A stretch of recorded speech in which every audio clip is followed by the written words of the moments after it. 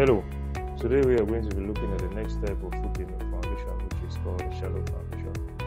And we're going to be looking at some examples of the shallow foundation, beginning with the first one, which is the isolated footings. So let's get into it. Hello everyone. Okay, today we are going to be looking at the next type of foundation, which is the shallow foundation. Now, of course, we already know what a shallow foundation is. If you don't know, you can check out our previous videos.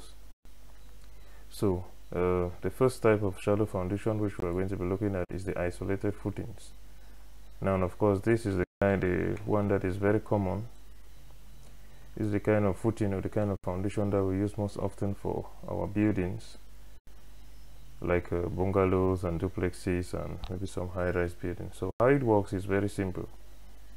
Now, you must have noticed on site that you always see, let's say, looking at the side, you see pillars or columns just positioned like this. Now they must not be positioned in this symmetrical order. They can be in an asymmetrical order depending on how the plan is. So you see the pillars positioned like this.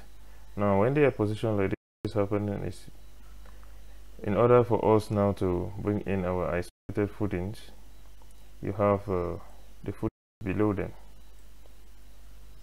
like this. So each of the pillars has a footing below them. Now the sizes are going to depend on what the structural engineer is going to give. So for all the pillars, you have footings below them. So that is just what an isolated footing is.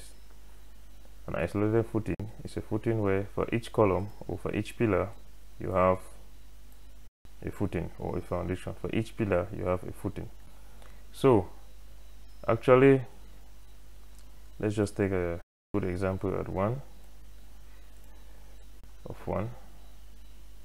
So let's say we have this and we have the foundation or the footing below like this. Okay, let's say maybe this is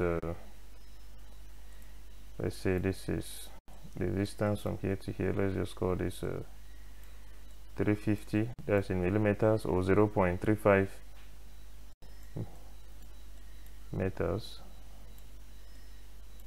Again, 350 or 0.35 meters still. So this is 350 by 350.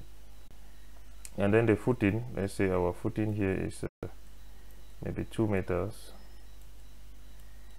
by 2 meters. So if we were to cut a section at this part, let's say we cut a section looking up like this, the section is going to look something like this.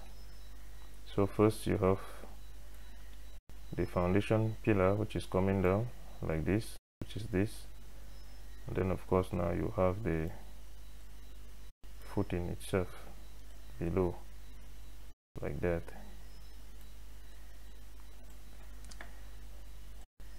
So this sorry about that, just take that off.